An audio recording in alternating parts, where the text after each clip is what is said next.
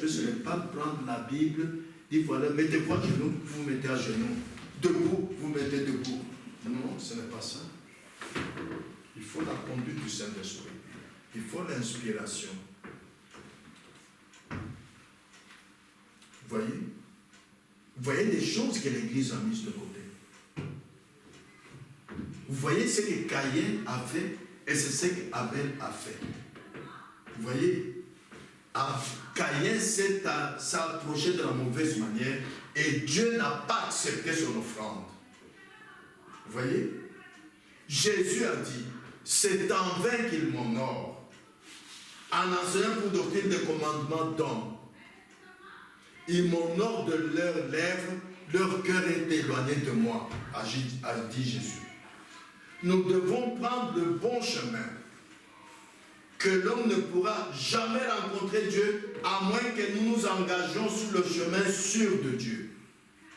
Je vous ai dit la semaine passée, que quand Dieu a appelé Abraham à sortir, c'est le même appel que nous avons eu, qui a un seul but, être dans la présence de Dieu. Dieu a dit à Abraham, quitte de ton pays, quitte ta famille, tu iras dans le pays que je te montrerai. Tant qu'Abraham a quitté avec des erreurs, Dieu s'est éloigné d'Abraham. Le jour qu'il s'est séparé de l'autre, la Bible dit, quand Abraham s'est séparé de l'autre, Dieu lui dit, c'est-à-dire Dieu est revenu auprès d'Abraham, voici le pays. Dieu dit en ce temps-ci, sortez du milieu d'eux, ne touchez pas, séparez-vous, ne touchez pas, et je vous accueillerai. Il n'a pas dit sortez et ne volez pas. Non, lisez bien la Bible. Aujourd'hui, d'une manière dénominationnelle, les gens mettent les commandements en avant. Je ne vole plus, je ne bois plus, je ne commets plus d'adultère. Qu'est-ce que vous me voulez? Séparez-vous des choses du monde. Séparez-vous, sortez du monde totalement. Et alors, Dieu sera pour toi un père. Et tu seras pour lui un fils ou une fille. C'est-à-dire, tu vivras dans la présence de Dieu. Voilà le but pour lequel Dieu nous a appelés. Alors que d'une manière intellectuelle, les gens regardent au commandement, mais ils continuent à vivre avec les gens du monde, ils continuent à jouer les jeux du monde, ils continuent à faire les fêtes d'anniversaire, à danser pendant les fêtes d'anniversaire. Mais c'est mon anniversaire. Jésus a dit, réjouissez-vous. Oh là là. Le même Jésus a dit, le Saint-Esprit vous conduira. Est-ce que le Saint-Esprit peut conduire quelqu'un à danser? Frères et sœurs, il est temps de vous réveiller. C'est pourquoi l'homme ne pourra jamais rencontrer Dieu à moins que nous nous engagions sur le chemin sûr de Dieu. Il y a deux chemins, le chemin large et le chemin étroit. Oui. Nous devons parvenir à tuer la véritable maladie. Nous devons discerner la véritable maladie. Et la maladie qui est censée être tuée, c'est la maladie du péché, l'incrédulité. Des années à des années, nous vous prêchons en vous disant, commettre adultère n'est pas le péché, voler n'est pas le péché, tuer n'est pas le péché, ce sont les attributs d'incrédulité. Vous faites ces choses parce que vous êtes incrédule. Mais combien de fois est-ce que nous allons répéter ça, frères et sœurs? Et l'incrédulité continue dans l'Église. Et nous n'y arriverons jamais à moins d'avoir la bonne toxine. Nous devons trouver la bonne toxine. Et cette bonne toxine se trouve quelque part dans l'économie de Dieu. Sinon, on n'aurait jamais établi la prescription, c'est vrai. Cela ne marchera jamais à moins que nous arrivions à cet endroit, que nous arrivions à cette place. Cherchons cela et découvrons où ça se trouve. Vérifions s'il existe une prescription, voyons ce qu'est la toxine. Vous voyez? Je vais vous montrer ce que le prophète dit dans notre prédication.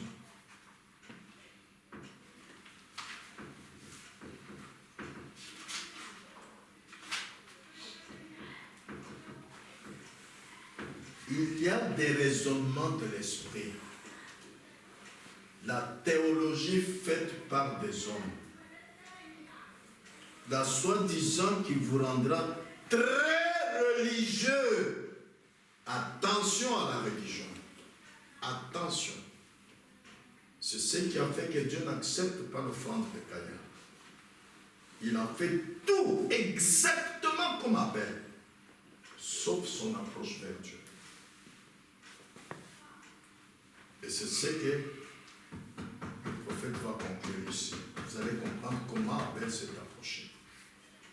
Il y a des raisonnements de l'esprit. La théologie faite par des hommes. La soi-disant qui vous tiendra très religieux. Cela vous rendra aussi religieux. Ça vous amènera à observer le jour de sabbat, à faire toutes ces autres choses, mais cela vous fera nier l'existence du Dieu Tout-Puissant qui peut accomplir des miracles et produire le surnaturel. L'Esprit n'a-t-il pas dit que dans les derniers jours, les gens seraient ainsi, emportés, enflés d'orgueil, ayant l'apparence de la piété, mais reniant ceux qui en fait la force. Détourne-toi de tels hommes. Réveillez-vous, Église. Comment Abel a-t-il reconnu le sacrifice correct à offrir? Il était inspiré. Peu importe combien vous pouvez veiller en prière, jeûner, même 3 fois par mois. Peu importe combien vous pouvez être à l'église chaque jour à l'heure. Mais tant que vous reniez ce Dieu qui vous a appelé, vous ne le connaissez pas, vous ne connaissez pas sa voix, vous n'entendez pas sa voix, vous n'avez rien à faire avec l'inspiration. Là, il y a quelque chose qui ne va pas. C'est la religion.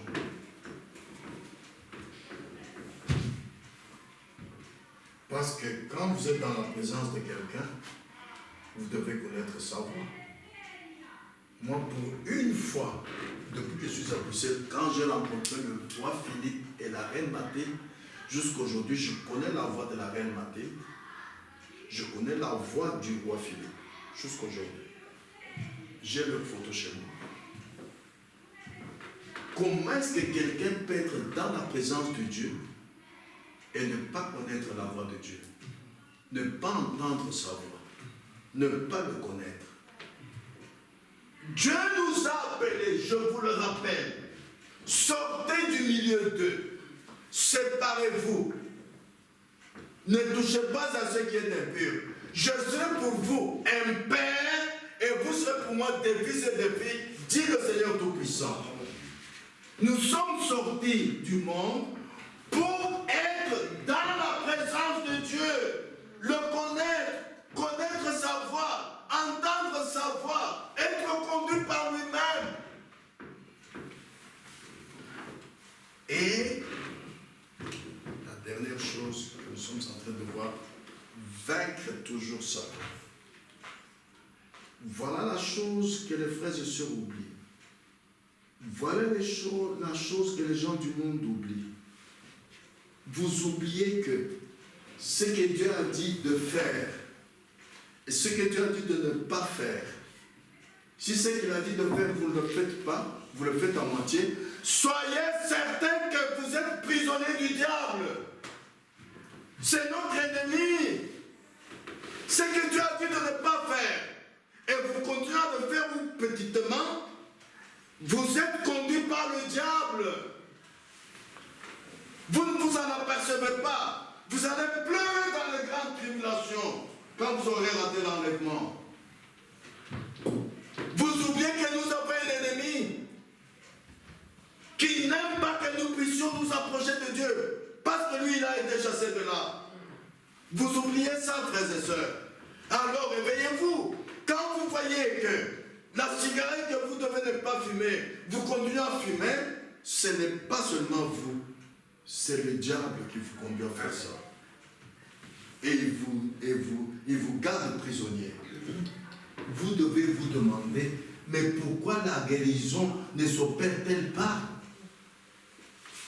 Voyez, frères et sœurs, aujourd'hui, en général, les gens agissent comme Caïn, étant seulement religieux. C'est la chose à ne pas faire. Le Saint-Esprit est la toxine et le vaccin contre la maladie du péché, contre les attaques du diable. Quand quelqu'un a la toxine, il n'y a pas assez de démons en enfer pour le faire tomber. Ils peuvent venir même à 1 milliard contre un seul type, ils ne réussiront pas. Vous voyez le cas de Meshach, Shadrach, Abednego. Même le feu ne leur a rien fait. Le Saint-Esprit est la toxine. Le Saint-Esprit est le vaccin contre la maladie du péché. Le Saint-Esprit est le vaccin contre les attaques du diable. Mais comment le recevoir? Pierre a dit dans Acte 2, 38, repentez-vous, faites-vous baptiser au nom de Jésus-Christ pour le pardon de vos péchés et vous recevrez le don du Saint-Esprit. Maintenant, écoutez ce que les gens négligent.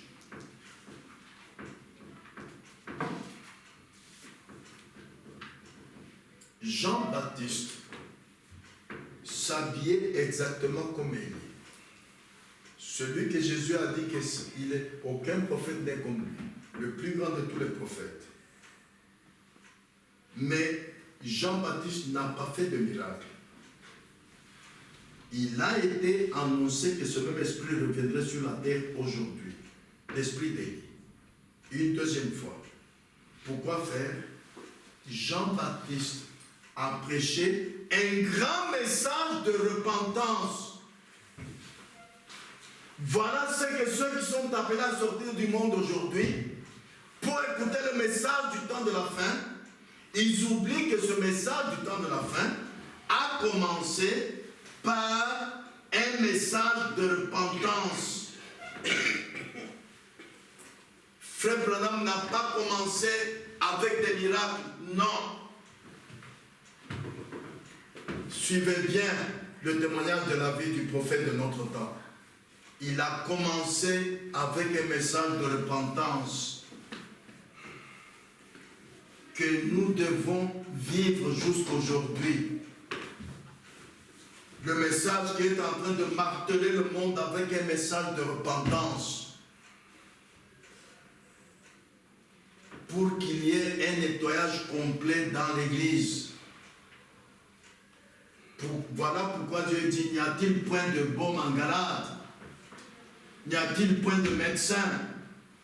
Pourquoi donc la guérison de la fille de mon père ne s'opère-t-elle pas? Comment il n'y a pas de miracle? Comment il n'y a pas l'opération des dons spirituels? Comment il n'y a pas la manifestation de la puissance du Saint-Esprit? Comment n'y a-t-il pas de gens qui se disent on n'a jamais vu ça? Pourquoi? Or, il est écrit, vous êtes la lumière du monde. Que se passe-t-il, frères et sœurs?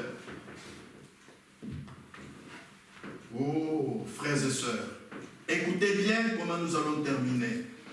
C'est le Saint-Esprit qui est la toxine, qui est le vaccin contre la maladie du péché, contre les attaques du diable. Mais nous devons savoir comment le recevoir. Vous voyez, Jésus a dit dans Jean 16, verset 8, lisons, Jean chapitre 16, verset 8. Quand il sera venu, il convaincra le monde en ce qui concerne le péché.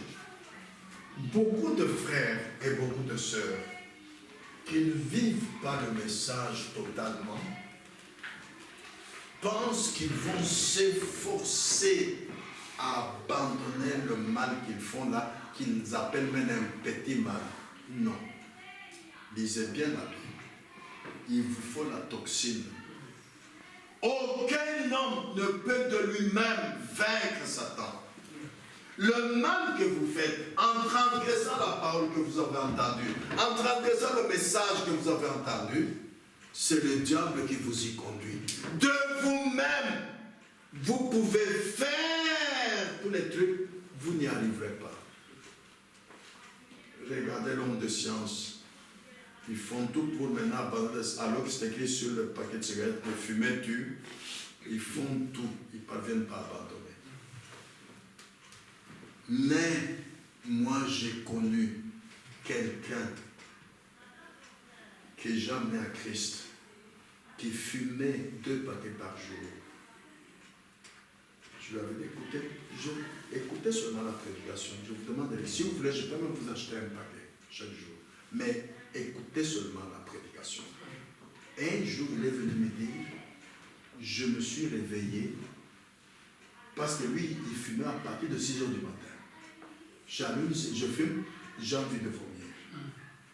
Je suis à 7 heures du matin, à 9 heures, la journée est passée.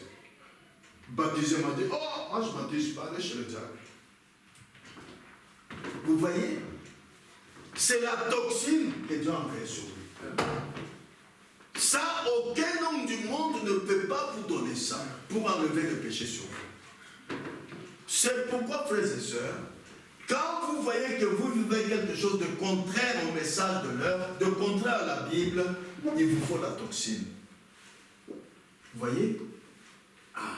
C'est pourquoi nous lisons ceci. C'est que le prophète de notre temps a dit. Il dit ceci.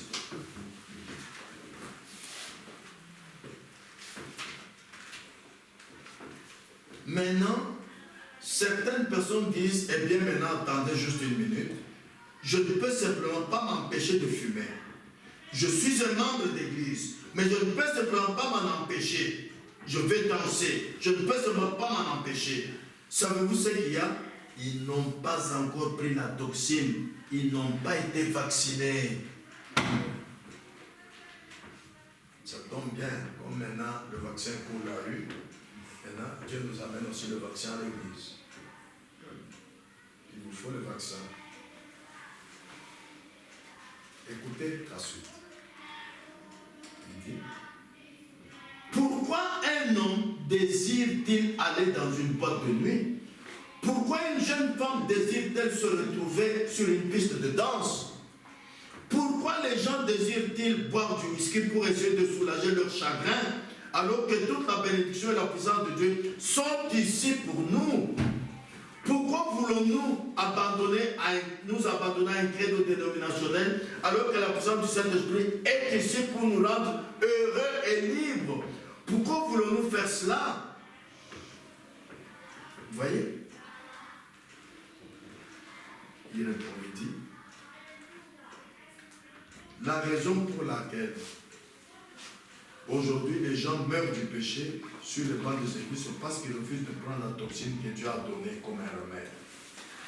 Vous êtes-vous déjà demandé pourquoi un homme boit? Pourquoi les femmes, les jeunes filles sortent et on dirait un carnaval, elles sortent pour aller à ces baignades et tout? C'est parce que quelque part dans leur cœur, il y a une sorte de quelque chose. Et Dieu les a créés pour avoir soif. Mais pour avoir soif de lui, Dieu, ils essaient de satisfaire cette sainte soif bénie avec les choses du monde. Eh bien, vous êtes en train de pervertir la chose même que Dieu donne aux gens pour être assoiffés de lui. C'est comme une jeune fille. Quand elle a le désir d'un homme, cela veut dire marie-toi. Ah mais oui, mais elle pervertit, elle va avec un homme en dehors du mariage. C'est la perversion. C'est la même chose qui se fait à l'église. Quand tu as soif de quelque chose, cherche Dieu. Le Saint-Esprit est la toxine. Quand vous avez le Saint-Esprit, c'est fini. La mauvaise chose là partira. Vous savez que moi, votre frère, quand j'ai cru, j'ai cessé de boire, mais je ne pouvais pas cesser de boire à manger. Je devais chaque jour boire un verre de bière en mangeant. Seulement en mangeant. Quand les frères venaient, je me dis, frère, montrez-moi où est-ce que frère m'a dit qu'on ne peut pas boire. J'avais pas, c'était au début du message, j'avais pas encore lu ça. Un jour, un frère visiteur vient à Lubumbashi. Il prêche sur le signe. Il dit, écoutez, quand Dieu est avec vous, quand vous avez cru, jetez les pantalons de femme dehors, jetez la boisson dehors, jetez la cigarette dehors.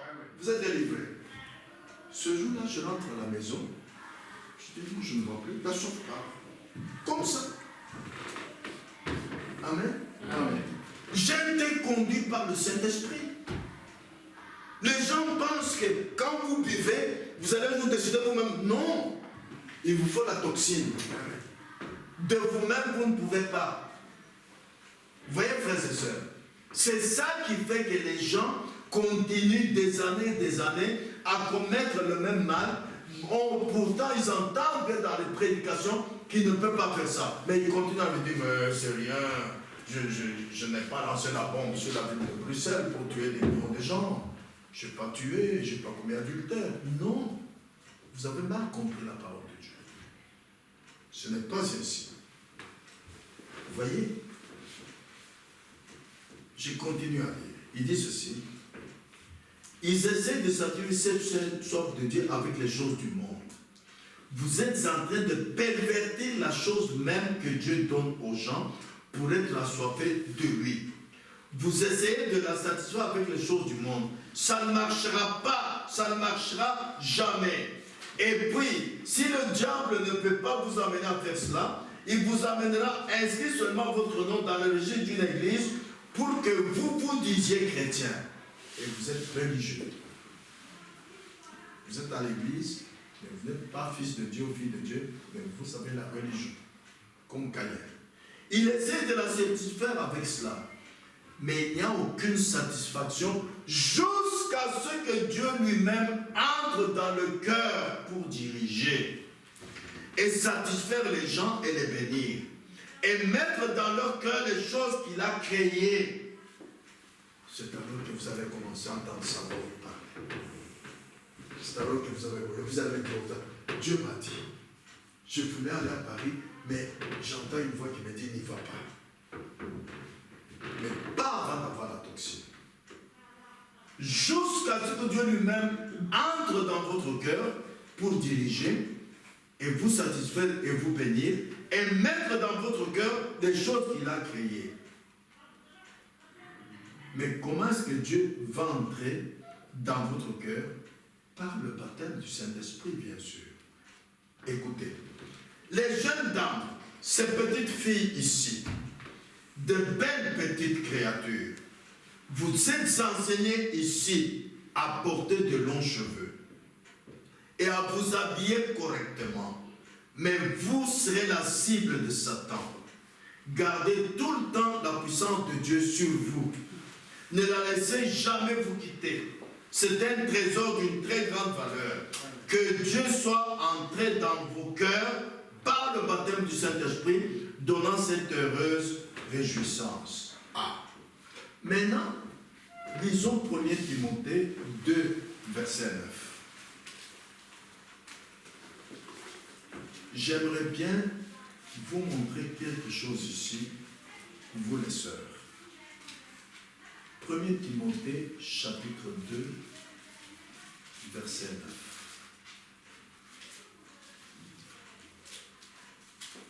Je lis. Je veux aussi que les femmes vêtues d'une manière décente, avec pudeur et modestie, ne se parlent ni de tresse, ni d'or, ni de pardon. J'aimerais bien qu'on puisse sonder les Écritures sur deux mots. Que les femmes soient vêtues d'une manière décente avec pudeur. D'une manière décente avec pudeur, décent, c'est ce qui est conforme à la décence. Ça, j'ai lu dans le dictionnaire. La décence, c'est le respect des convenances, notamment en matière sexuelle. Je vais revenir là-dessus pour que ça devienne clair. Pudeur, c'est la discrétion retenue qui empêche de dire ou de faire ce qui peut blesser la décence. Spécialement en ce qui concerne les questions sexuelles. Réserve de quelqu'un qui évite de choquer le goût des autres, de les gêner moralement. Les sœurs oublient que la parole de Dieu dit: ne soyez pas en scandale, ni aux Juifs, ni aux Grecs, ni à l'église de Dieu. Quand une sœur s'habille d'une manière qui n'a pas de sang, elle oublie que quand elle nous croise, nous les frères, nous sommes scandalisés. Mais par amour, on lui dit rien. Ailleurs, à la maison, on prie pour elle. Mais maintenant, revenons sur la pudeur. Respect des convenances, notamment en matière sexuelle. Là, j'ai relié à une autre prédication que je vous ai donnée. L'influence des nôtres. Vous savez que le prophète a prêché ça. Avez-vous déjà compris d'où vient l'influence des nôtres? Quelqu'un peut vous influencer sans vous parler. C'est son esprit qui influence votre esprit. C'est pourquoi dans la vie, un homme peut faire seulement ça. Vous êtes influencé. Et chaque fois que vous le verrez, c'est ce que les gens du monde appellent un coup de cœur. Il peut vous influencer seulement avec un clin d'œil. Ou bien en vous regardant comme ça longtemps, même dans le tram, vous êtes influencé.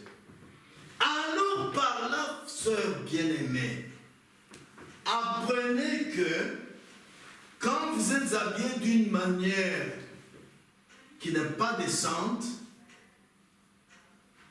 le prophète a enseigné ceci. Le pécheur est influencé par un esprit parce qu'il a un esprit. Le faux exerce une influence et le vrai exerce une influence. Quand une sœur montre seulement ses mollets, il y a des hommes, c'est pourquoi vous apprenez que dans les trams, il y a le harcèlement sexuel, n'est-ce pas? Pourquoi? Il y a des hommes qui sont très pressés plus que les autres. S'il voit seulement le mollet d'une femme, il est influencé. Il est prêt à aller embrasser cette femme-là. Et vous répondrez, sœur bien-aimée, notez bien que vous répondrez. Quand vous n'êtes pas bien d'une manière décente, vous influencez les hommes. Ah, ça, c'est l'enseignement que Dieu nous a donné en ce dernier temps. Parce que le pécheur est influencé par un esprit, pas par des paroles, l'esprit seulement. Parce qu'il lui aussi a un esprit. Et le faux exerce une influence, le vrai exerce aussi. Quand vous venez ici, pourquoi ne pas vous laisser influencer par le Saint-Esprit? Vous voyez? C'est pourquoi, frères et sœurs, le monde est influencé par des puissances démoniaques. Et les chrétiens aussi sont influencés par un esprit qui est le Saint-Esprit. Si vous êtes influencé par les puissances démoniaques, de vous-même, vous ne pouvez pas vous délier. C'est fini. C'est fini. Voilà pourquoi nous venons à l'église. Pour être influencé maintenant par le Saint-Esprit, le Tout-Puissant, et nous délier des chaînes du diable. Mais vous seuls, apprenez bien que chaque fois que vous n'êtes pas bien d'une manière décente, vous envoyez beaucoup d'âmes en enfer. Jésus a dit, celui qui convoite une femme a déjà commis adultère avec elle. Un homme qui a vu votre mollet, un homme qui a vu votre épaule, et il a convoité, tu as commis adultère avec lui. Pour la parole de Dieu, adultère seulement, ce n'est pas seulement aller coucher sur le lit. Non, non, non, non, non.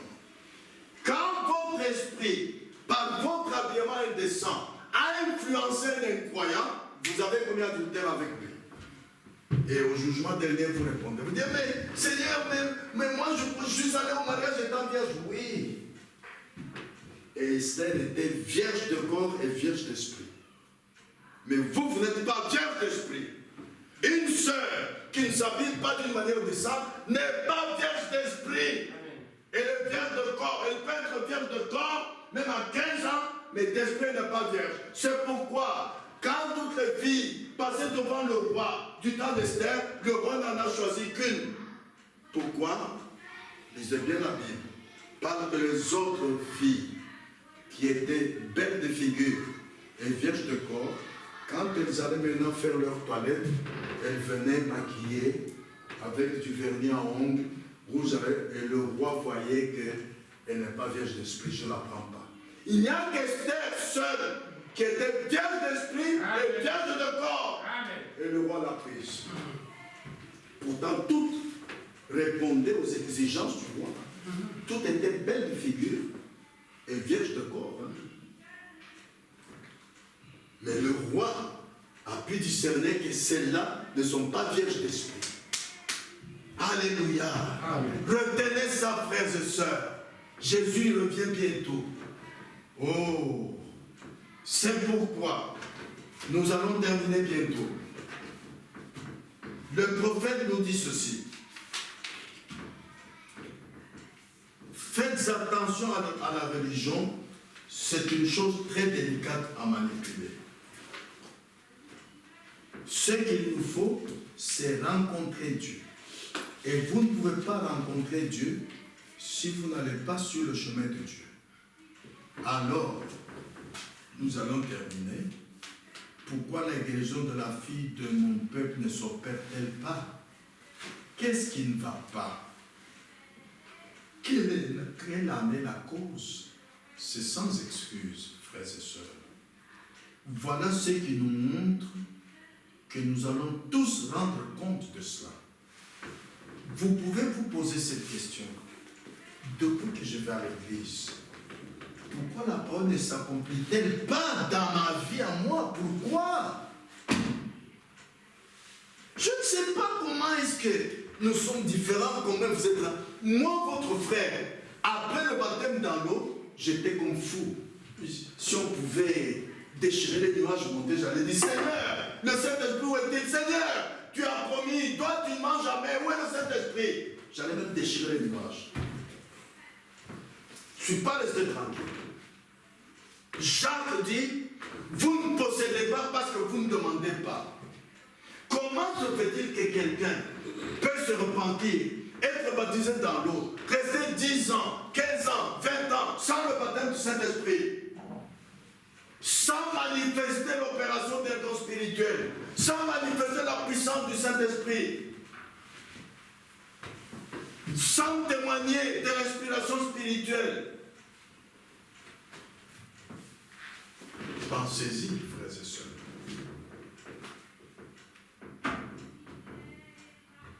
Pourquoi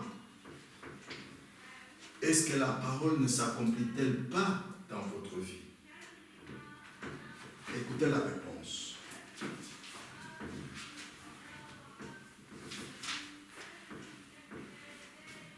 Pour savoir si vous êtes dans le vrai ou pas, ce n'est pas le fait d'être dans une église qui fait que vous soyez dans le vrai.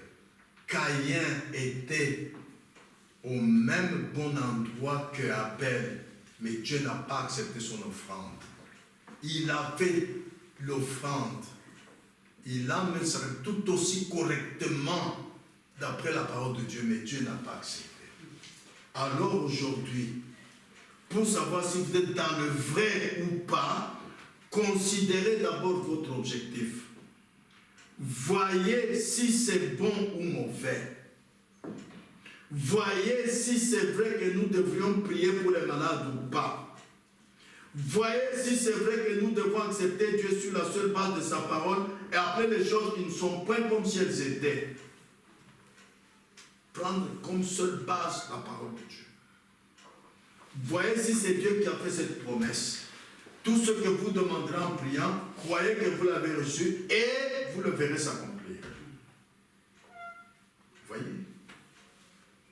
véritable ce qu'il dit ici. Si vous avez une foi véritable dans votre cœur, que Dieu va tenir sa parole, tous les maux, tous les douleurs, les peines et les ombres n'aboutiront à rien. Vous croyez cela dans votre cœur, c'est à vous. Et rien ne peut vous l'ôter, c'est à vous, c'est un don que Dieu vous a donné. C'est l'assurance bénie qu'il est capable d'accomplir ce que vous demandez. Car il a promis, c'est ça la véritable foi. Mais, la foi, c'est pour celui qui est né de nouveau. Ne vous attribuez pas la foi si vous n'êtes pas né de nouveau. Commencez d'abord par être certain que vous êtes né de nouveau. Pour terminer, frères et sœurs, rappelez-vous ce que je vous ai dit il y a quelques instants, que la grande chose que nous recherchons dans tout réveil, c'est premièrement amener les âmes perdues à Christ. Parce que Jésus a dit, celui qui croit en moi fera aussi les œuvres que je fais. Jésus, quand il a commencé son ministère, quand il a eu la toxine, après le jour même, ce qu'il a fait d'abord, ce n'est pas ressusciter les morts, ce n'est pas les miracles, non. Suis-moi, suis-moi. Voilà ce que nous aussi nous devons faire. Parce qu'il a dit, celui qui croit en moi fera aussi les œuvres que je fais. Or, beaucoup de frères et de sœurs qui ont cru n'ont jamais cherché à amener une âme perdue à Christ. Nous lisons dans la Bible, dans Ésaïe 6, verset 8. Lisons. Ésaïe chapitre 6, verset 8.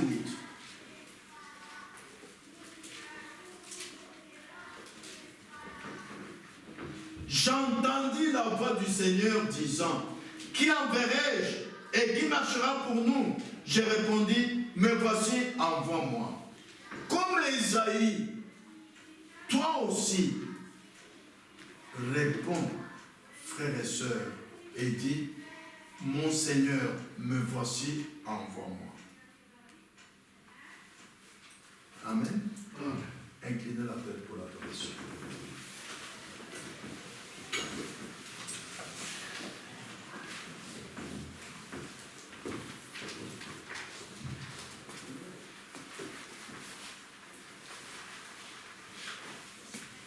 Mon frère et ma soeur, si tu réponds à Dieu, envoie-moi.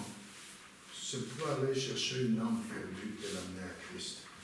C'est peut-être votre voisin ou votre voisine. C'est peut-être la femme ou l'homme avec lequel vous travaillez.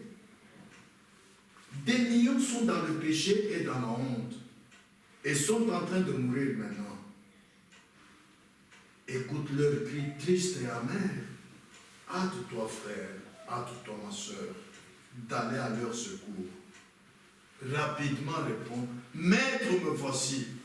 Parle, mon Seigneur, parle, mon Seigneur.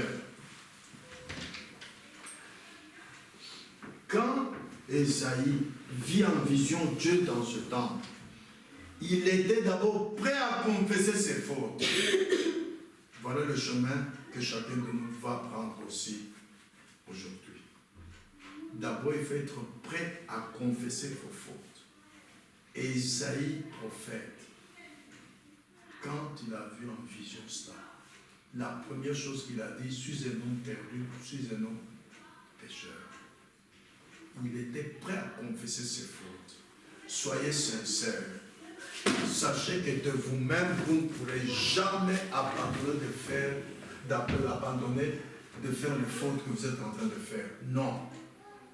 Vous avez besoin du Saint-Esprit. Le Saint-Esprit avec vous ou le Saint-Esprit en vous. Il doit d'abord vous convaincre lui-même du péché.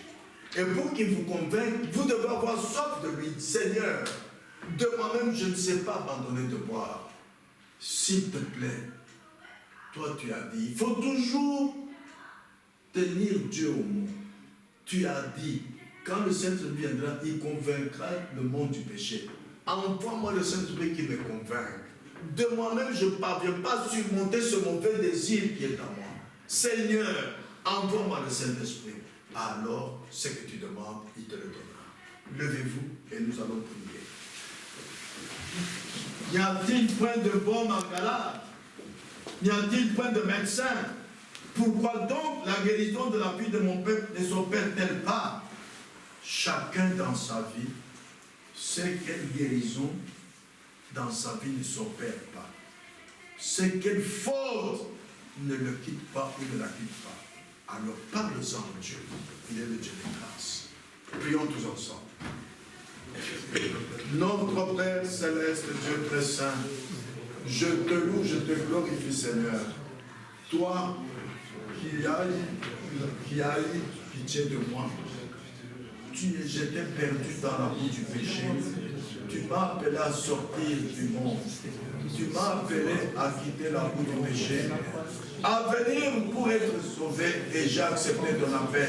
Je suis venu, Seigneur, mais il n'y a pas de chemin pour aller vers toi. Il n'y a qu'un seul chemin. Oh Dieu Tout-Puissant, Dieu très saint. Et toi, tu es esprit. Il faut que ceux qui t'adorent en esprit et en vérité. Oh Dieu Tout-Puissant, Dieu très saint, de moi-même, de par mon intelligence, je ne peux pas t'adorer, je ne peux pas te parler. Il me faut la conduite du Saint-Esprit. Envoie-moi le Saint-Esprit, Seigneur. Envoie-moi le Saint-Esprit, je t'en supplie. Tu es Dieu, tu fais toutes choses. Je t'en supplie, Seigneur. Oh Dieu puissant. Envoie cette petite église au lavage du flamme, Seigneur. De la chair jusqu'au fond. Qu'elle soit lavée complètement. Alors, le Saint-Esprit descendra au milieu de nous et fera ce qu'il veut faire. Que ta volonté soit faite. Que ta volonté soit faite, Seigneur. Tu es Dieu, tu fais toutes choses. Je te le demande avec foi. Au nom de Jésus-Christ.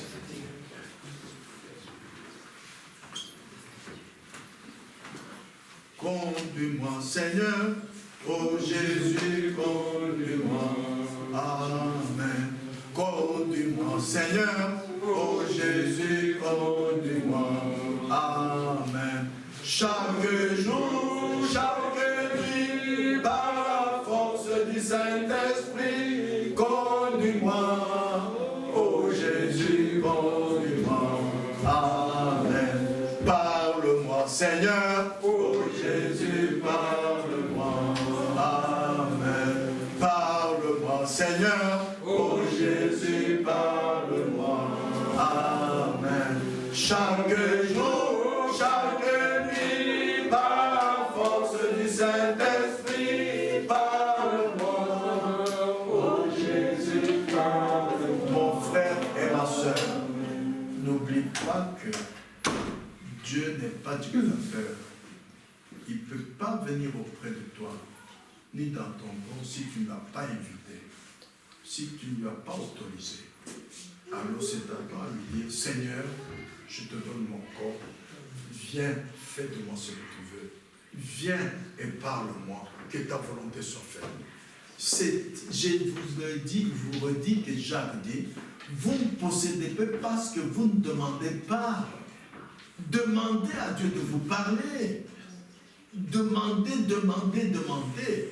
Demandez à Dieu de vous envoyer le Saint-Esprit pour vous conduire. Vous dites, moi-même je me conduis mal. Prions encore une fois. Frères et sœurs, prions. Notre Père céleste, Dieu très saint, je te prie de me parler, même chaque jour. Je suis à ta disposition. Oh Dieu, je te donne mon corps. Fais ça ce que tu veux, Seigneur. Tu es Dieu, tu fais toutes choses. Conduis-moi, Seigneur, selon ta volonté. Parle-moi, Seigneur, selon ta volonté. Je me tiens totalement à ta disposition. Me voici, Seigneur. Je te le demande avec foi. Dans le nom glorieux et tout-puissant de Jésus-Christ. Alléluia.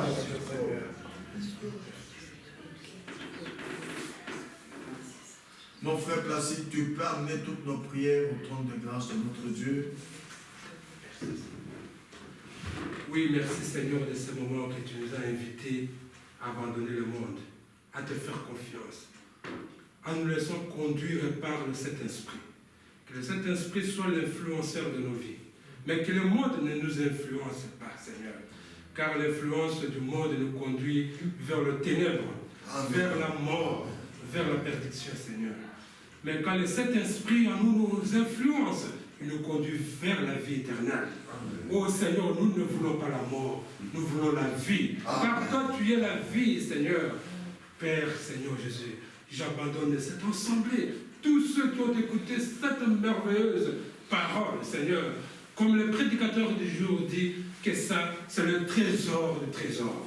Seigneur, le meilleur trésor que tu nous as légué, laissé dans ce monde, ce n'est pas l'argent, ce n'est pas des maisons, ce ne sont pas des richesses de ce monde, mais c'est la parole de l'air, Seigneur. Quand tu nous as envoyé, c'est un grand trésor pour nous. Et c'est là où se trouve notre trésor, c'est là où se trouvent nos cœurs. Seigneur, que nos cœurs soient ancrés dans la parole, dans ce trésor, que nos pensées soient toujours tournées vers la parole de l'air. C'est ça qui nous sauvera. Quand nous t'obéirons, Seigneur, quand nous abandonnons maintenant entre tes saintes mains et que nous abandonnons nos péchés, Seigneur, aie pitié de nous, Seigneur. Nous sommes tous faibles tels que nous sommes ici. Et sans toi, personne ne peut faire quoi que ce soit. Nous avons besoin de ta présence dans la vie de tout un chacun. Il n'y a que ta présence qui peut transformer tout un chacun. Il n'y a que ta présence qui peut nous modifier, Seigneur. Il n'y a que toi, cher Saint-Esprit de Dieu, qui peut changer chaque frère et chaque sœur. Là où nous sommes faibles, là où nous sommes incapables, il n'y a que le Saint-Esprit de Dieu qui peut nous changer, qui peut nous capaciter, comme Paul pouvait le dire, que ma capacité vient de mon Dieu. Personne n'est capable ici, Seigneur, d'abandonner le mal, d'abandonner le péché, d'abandonner la cigarette, d'abandonner le poisson, d'abandonner quoi que ce soit. Si toi, Dieu, tu ne l'influences pas. Amen. Oh Seigneur, influence tout un chacun. En sortant d'ici, Seigneur, que le Saint-Esprit de Dieu influence chacun d'entre nous, mais vers toi, vers la vie éternelle. Seigneur, que toute influence du monde, que toute influence d'alcool, de péché, de prostitution, de haine, soit écartée des enfants de Dieu. Au nom de notre Seigneur et Sauveur Jésus-Christ. Quand toi tu nous influences, voici les meilleurs fruits que nous aurons. Cher Saint-Esprit de Dieu, c'est le fruit d'amour. Nous voulons que l'amour jaillisse, que l'amour soit visible, palpable.